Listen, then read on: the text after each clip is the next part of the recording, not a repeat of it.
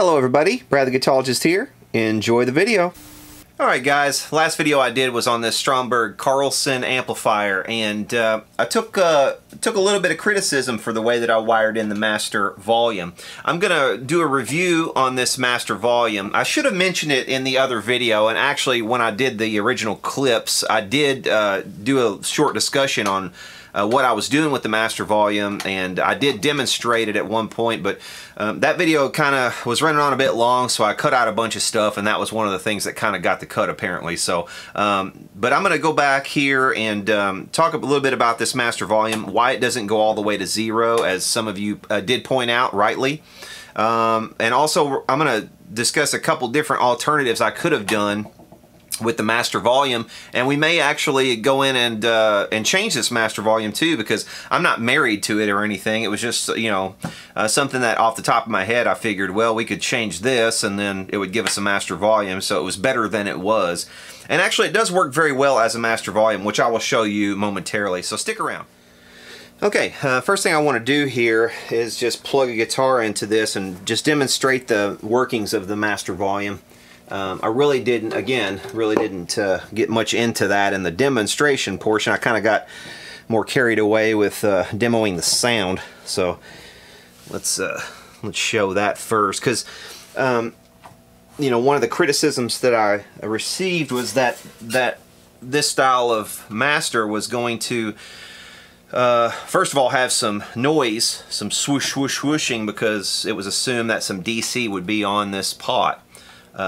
I don't have any swooshing at all, in fact, and the master's pretty smooth, and it does work pretty well with the value that I have here. But I'll show you. It doesn't go all the way to zero, and that's true, and I'll show you why here in a minute. And a lot of you caught on to that fact pretty early on.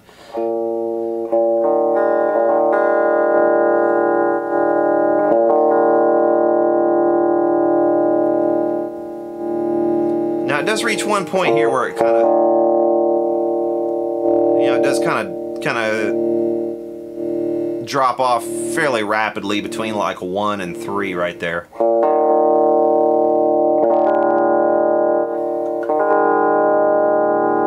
But there's no swoosh swoosh swooshing, and when you're all the way to zero, it does pretty decent job of getting you down to bedroom volumes, although it's not as low as some people would want it to be, you know, for a bedroom volume.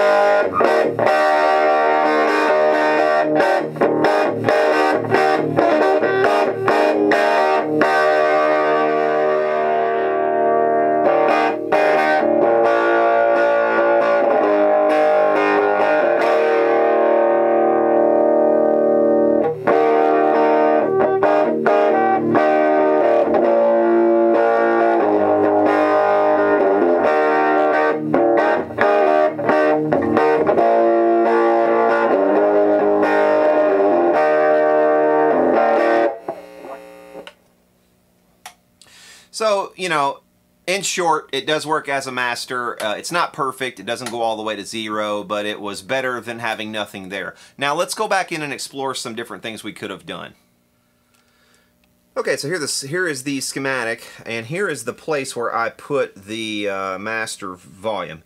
This 220K grid leak resistor right here is tied to this point, and, you know, once again, some people have rightly assumed I would have some DC at this point, but this is the reason, this 47K resistor here is the reason that it won't go all the way to zero. No matter, you know, how far down you turn it, it's not going to go all the way down. But yeah, just out of curiosity, I'll go ahead and stick a probe here, and we'll see what the voltage is. Okay, so there's the volume pot, and there are those two red leads that are replacing that resistor, which was going from the 2 points where those red leads are going now. So let's stick our probe right there on the grid. So we're getting the full 83 volts with it all the way down. and it's going down to 79 volts with it all the way up.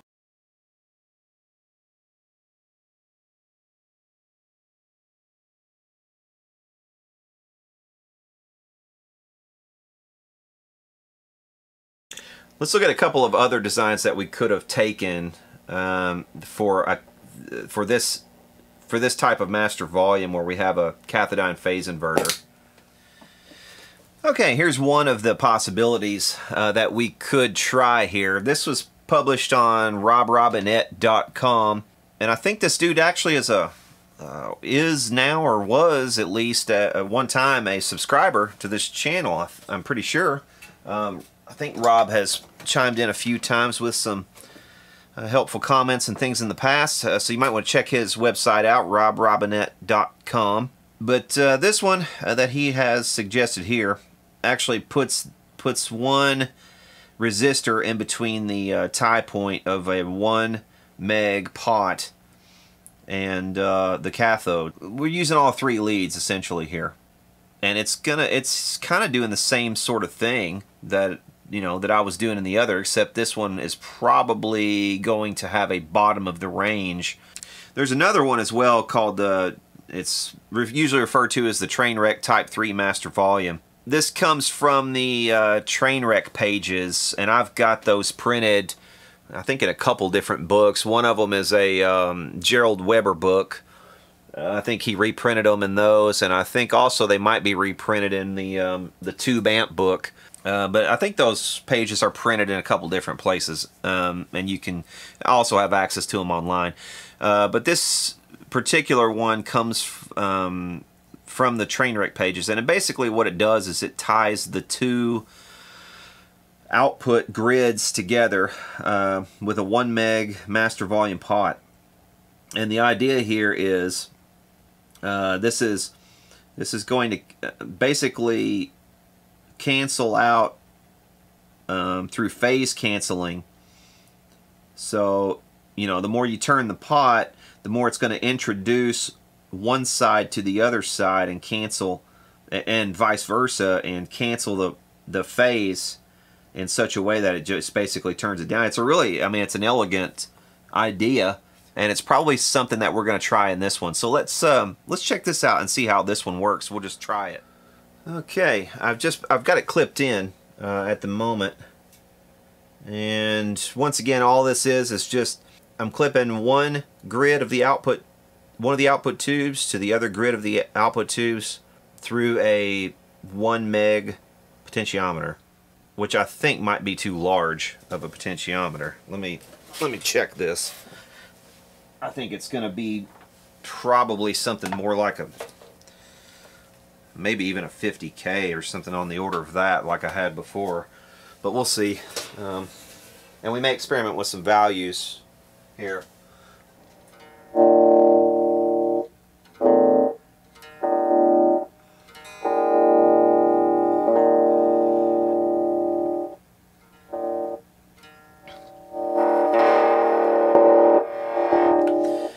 I don't know, man. That's a really touchy.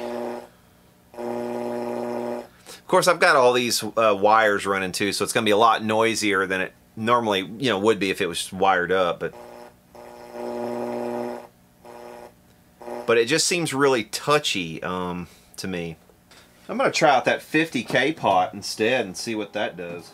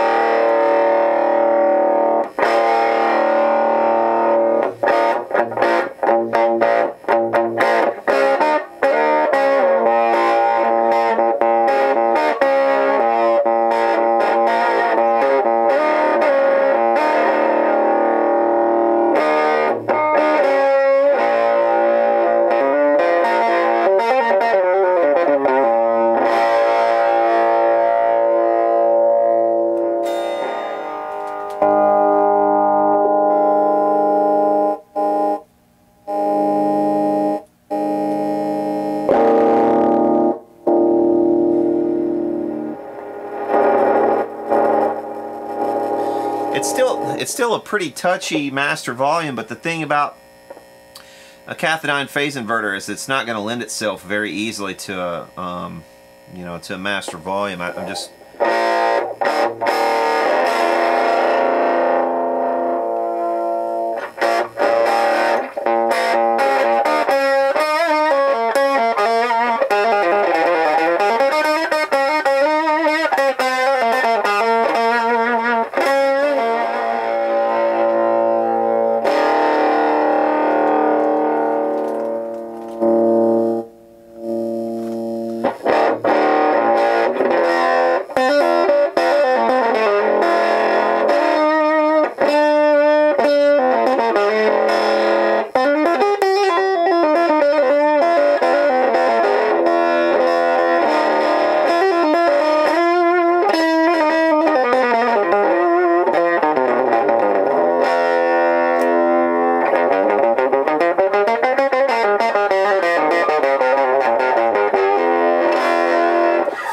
The other thing I could probably experiment with here is putting a capacitor in series with this pot. And what that might do is select the frequencies that I want to cancel out. Okay, well, just out of curiosity, let's try a 0.05 capacitor. I'm going to put that in series with this pot. Okay, so now we've got, that's a 0.05 capacitor in series with that.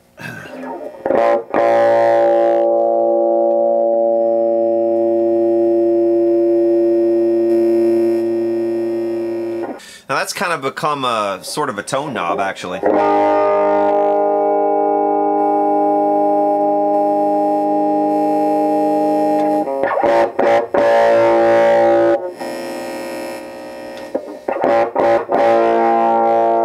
That's really kind of mellowed it out when you go to the bottom of that range. So that's, you know, that's kind of cool. It would be a neat little mod if this thing already had a master volume, but it does not have a master volume. So what we're going for is a master volume. So we need to remove this. This might be a good spot to kind of get the decade box. Let's go ahead and do that. Let's go ahead and get the decade box. Okay, if you guys haven't seen this before, it's a capacitor substitution box. And what this allows me to do is stick different capacitors in series, or, you know, in line with whatever. And I'm going to need another gator clip. This is going to increase the noise probably significantly, because I'm going to have to use another gator clip here. But okay, essentially what I want to do is go there with one of them. Go. It doesn't really matter, but I'll go there with the other one. I've got this box in series with that, so I can select what capacitor I want to be in series, and we can just kind of experiment with it. I would have to think that a higher value capacitor would be closer to what we want.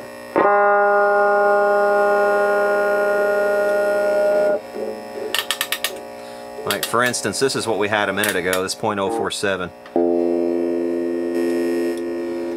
So that takes out a lot. If we go to 0.22,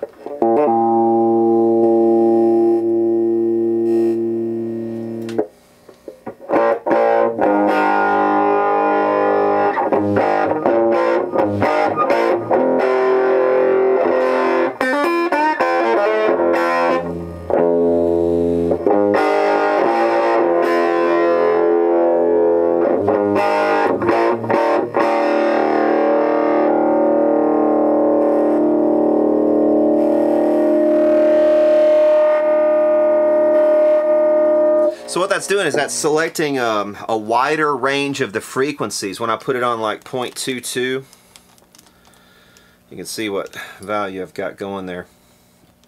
When I put this on 0.22, it's selecting a wider range of the frequencies to be canceled out through phase canceling. If you put it down low, almost none of the frequencies are really being canceled because you have the cutoff too high. And the more you turn it up, you know, the more that it's widening, you know, the number of the frequencies that are being canceled. And actually, I can even go higher than this. I've got 0.22 on this thing. I could even go as high as like 0.5 or 1 microfarad might even be better.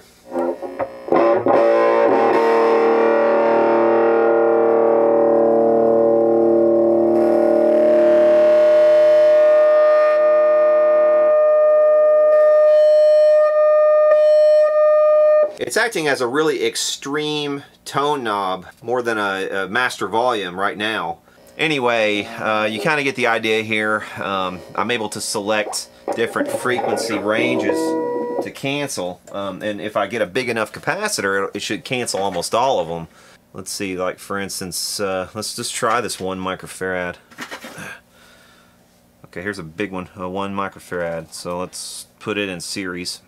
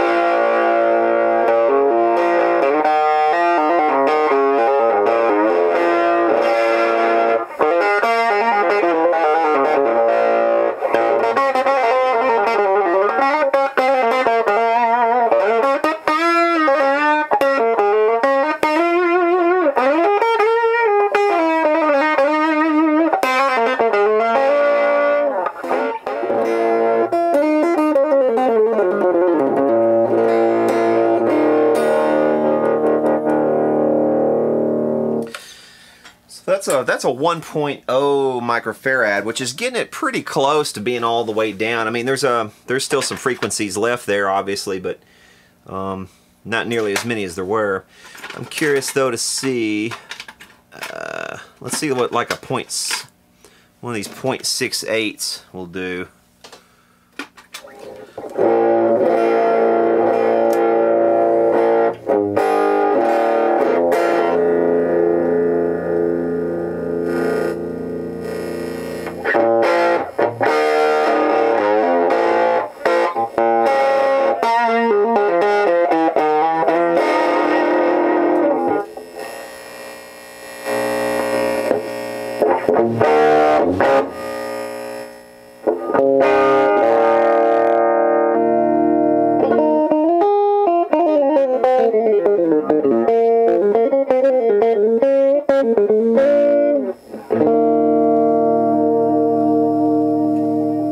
Okay, now I'm also curious to see what this is like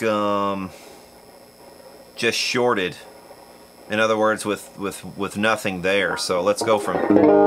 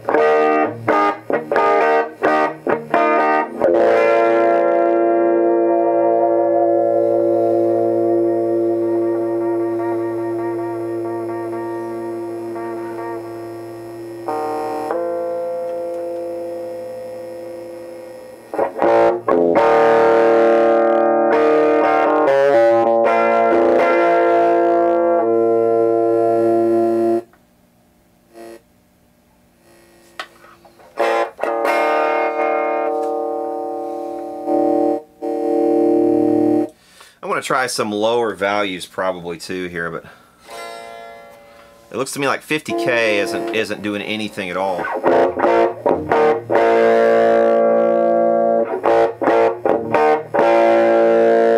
In terms of loudness, there's nothing's really being canceled there at 50K. Let's see if we can get that value down. No, let's try 10K.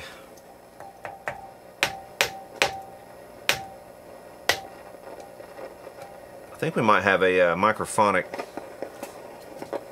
We might have a microphonic tube here. Pretty sure we do. Something's not right with the tube. It might also be one of these resistors. I'm going to go ahead and change these power dropping resistors here as well while I'm back in here, because I don't know. It seems like I've got more noise now than I've had with this thing. And for some reason, and it could be because of those. Well, I'm really getting some hum now. What the hell?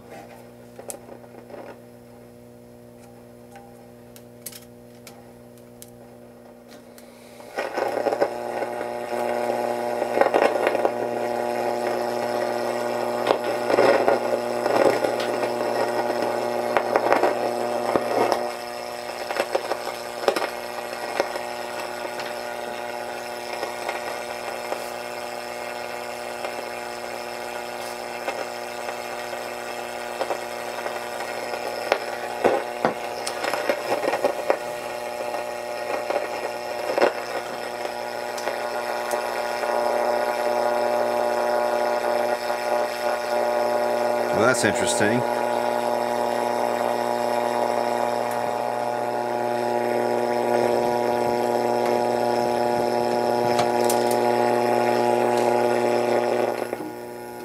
The hell?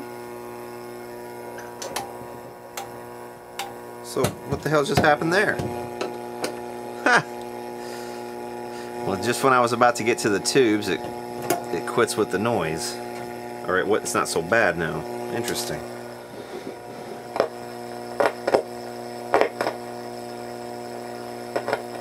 Well, there's probably some of the crackling right there, I would say.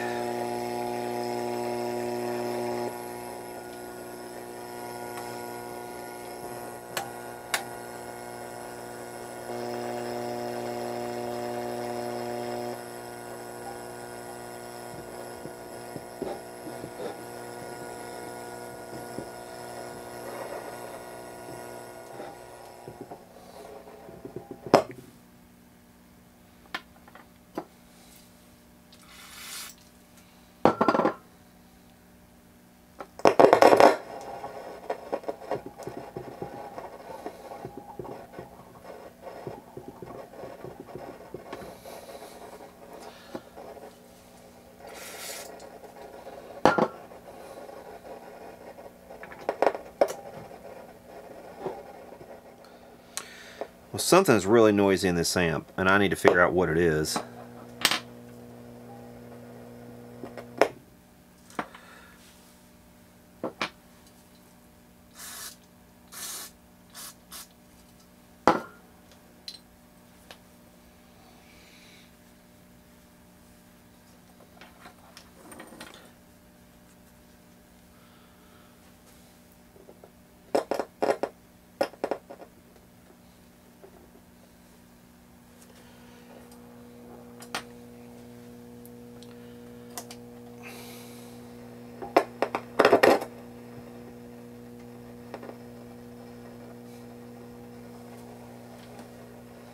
Okay, it's time to replace all those power dropping resistors in this thing. I don't know why, but I'm getting rustling of leaves again now, where I wasn't before. So okay, well, this is interesting, and this is a bit of a first. You know, I was getting a lot of crackling and popping and so forth. Well, I started spraying around in here, just looking for different places where you know, the noise would change, and I sprayed on this one, and actually I had assumed I would be looking for a resistor, because usually when you get this kind of rustling and stuff, that's what you're looking at as a resistor. But it kind of went silent for a second when I sprayed that capacitor right there, which is a new capacitor. And when I test it, look here, I have 79 volts on one side of the capacitor, and then on the other side, which should be near zero, I have 9.5 volts. So that is a leaky capacitor, new one, and there's nowhere else that voltage is coming in from that I can see. If that's a leaky capacitor, a new one, this will be the first time I will have encountered one of those red capacitors that was leaky new. Now, I've encountered them before that were faulty. You would pull at the legs a little bit and they would kind of fall apart, you know, with a little less pull than you would have guessed. They should have. But this will be the first time I've had a bad one out of the box that was leaky like that. Alright, before I change that capacitor though, I want to change these power tubes first, because that's the other thing that it could possibly be, is a faulty power tube. So let's go ahead and just eliminate that as a possibility first. We'll replace it with some electro harmonics. Okay, let's do the same measurement and see if we've got that voltage right there, and if we do, then we know we got a faulty capacitor. Let's and we do not appear to. Okay, so we've got a bad power tube. I wonder how old these are, or new these are. It's a shame. I've been noticing this lately with JJ power tubes, where I didn't notice it before. I buy my power tubes through Antique Electronic Supply, which is tubesandmore.com, and they usually do a pretty good job of sifting out the bad ones. Still getting just a shit ton of rustling in this thing. And once again, a lot of times you can spray different resistors and make the noise sort of go away, and the one that seems to be making it go away is this one. So I think that dropping resistor definitely needs to be replaced. We'll replace this one as well. We may as well go ahead and replace all of these. There's two more over here. These two, we may as well probably do these other plate resistors and just be done with it. That way we don't have to get this thing back. Alright, another thing I'm going to go ahead and change. I'm going to change this rectifier to a GZ34. The reason is this transformer feels slightly on the hot side, and this GZ34 will draw less current. It's actually, I say slightly on the hot side. I can leave my hand on it. It's not burning or anything, but it's, you know, it's hot enough that it's of a slight concern. Now, you know, you would expect a little bit of that.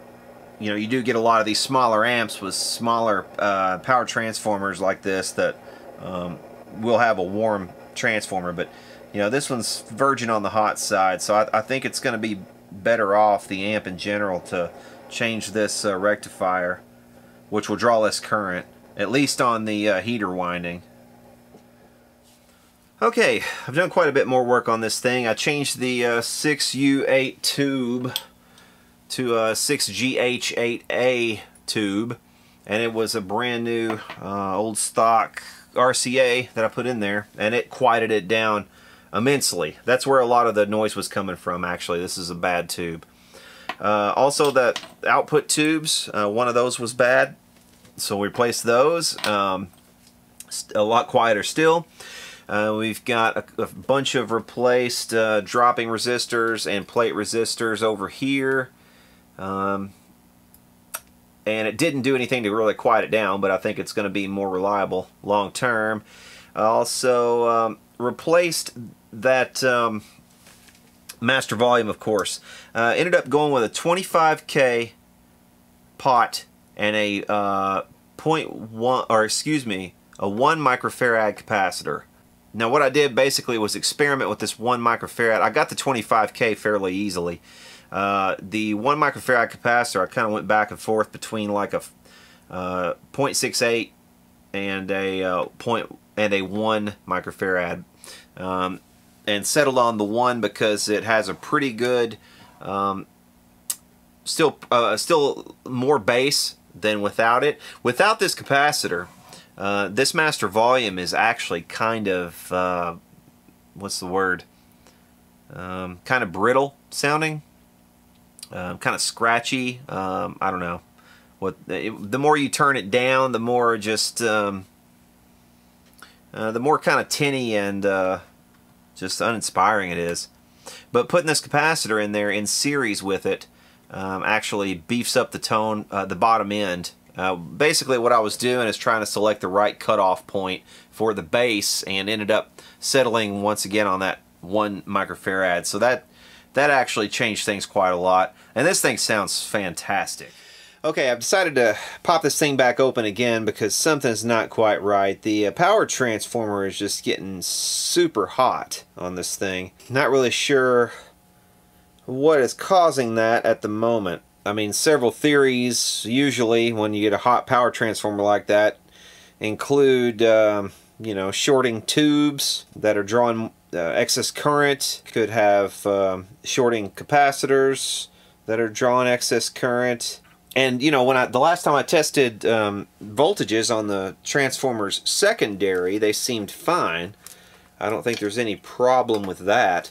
And it's not a problem that is exclusive to this GZ34 either, because before I put the GZ34 in, it was getting pretty hot too, even with the 5Y3. And that's actually why I went to the GZ34, because the GZ34, or that's one of the reasons, the GZ34 draws less current. So we would actually have less current on that particular 5-volt winding.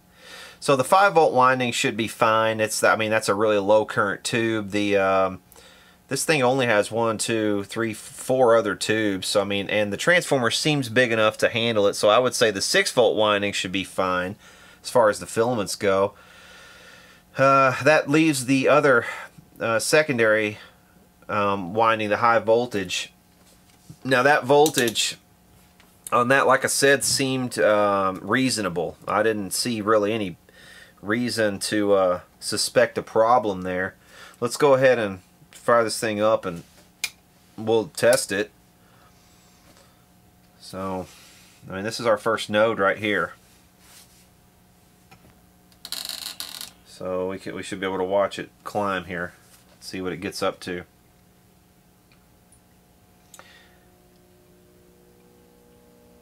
Now I have noticed that this thing gets a little bit more noise initially. When you first fire it up, it's a little bit noisier than it eventually kind of settles down into. I don't know if this might have something to do with you know, with one of these capacitors over here being bad from the factory, perhaps. I'm just not sure. I mean, it does not seem excessive. I mean, you know, for what it is, let's see, it's drawing about 700 milliamps. So I mean, that's not really excessive. I wouldn't say. I've known amps to about this size to be around this sort of draw. 75 watts of power is, yeah, I mean, you know, somewhere probably in the 60 to 75 watt range is what you would kind of expect for an amp like this. So I mean, that shouldn't be, it's not out of the realm of you know, expectation. And it doesn't seem to get hot until I really start to play it for a while. I was going to say, one thing I am sort of curious about is what sort of current the power tubes are drawing here. Let's go ahead and measure the plate dissipation on the output tubes and just kind of see where we're at on those. I would have expected it to be. I would have expected those to be fine, but I did actually change output tubes, and I did not recheck the bias on the new set of tubes. So, all right, so let's measure from the cathode to the plate. 382.8 volts, and then the drop is 16.2 volts.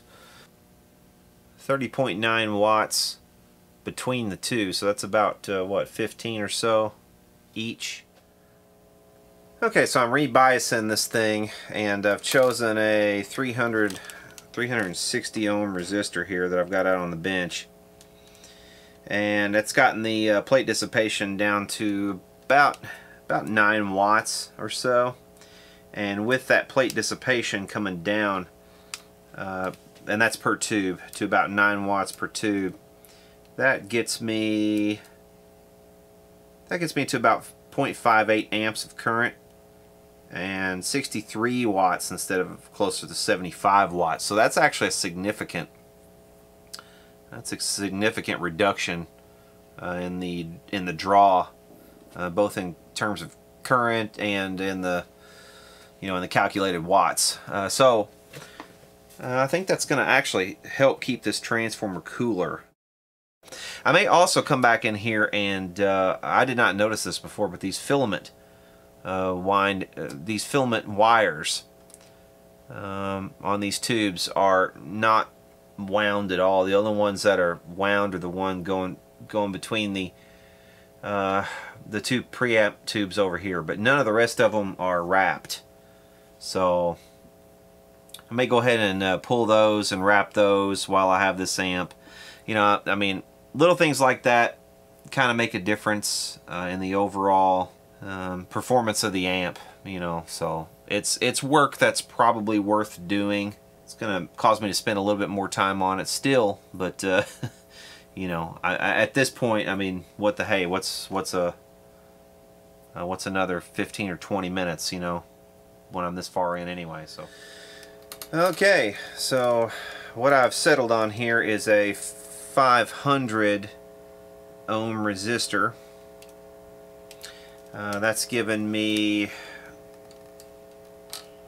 a voltage drop of 20.5 volts across that resistor, and I have 416 volts on the plate. So if I go, let's see, 20 and a half divided by 500 ohms, that's giving me my cathode current, and that should be divided by 2, and then I can multiply times what I say it was 416 volts divided that by 2, and 8.5 volts, and the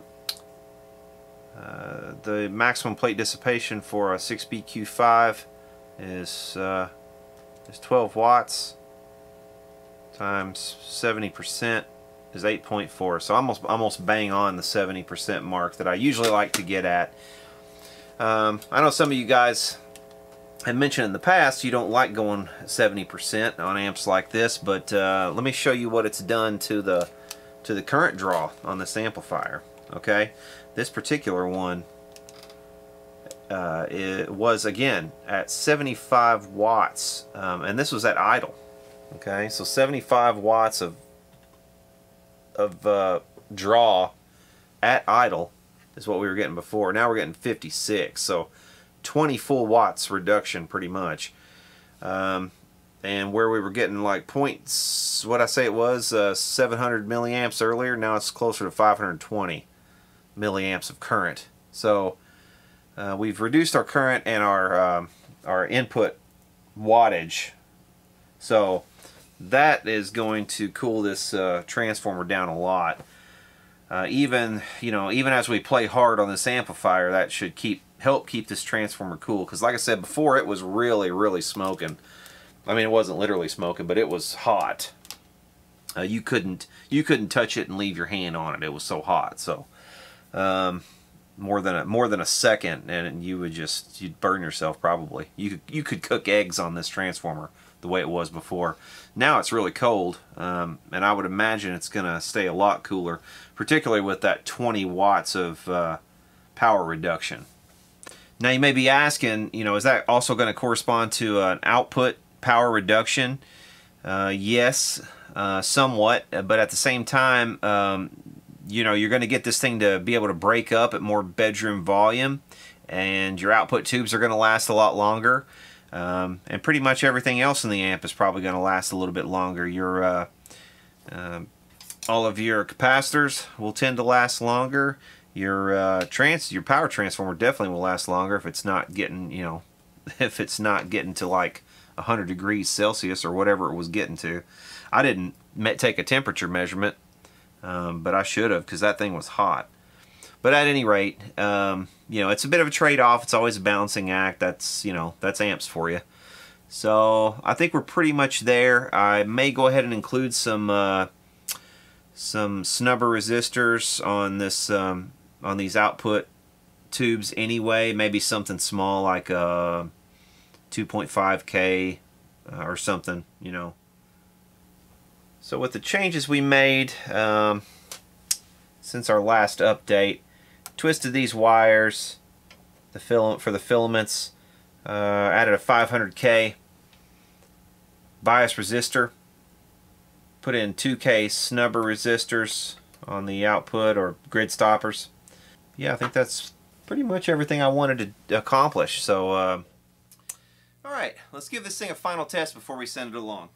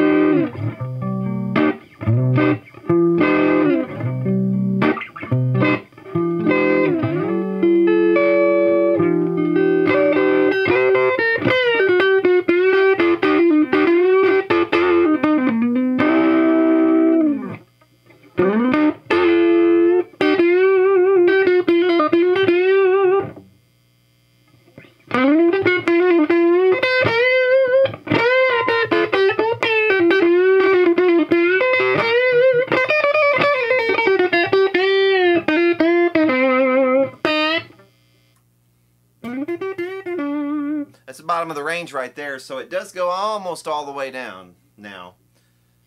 But again, it's actually more of a tone knob than it is a master volume knob, essentially, because as you turn this down, you're actually engaging that capacitor a little bit more.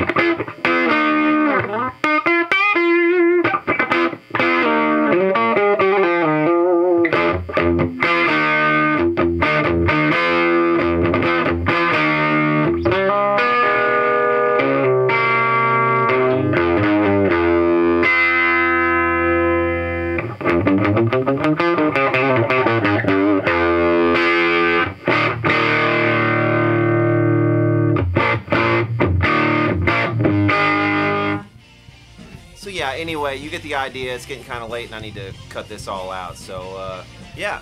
So that's this Stromberg-Carlson pretty much done. Thanks for watching, and for now, y'all take care.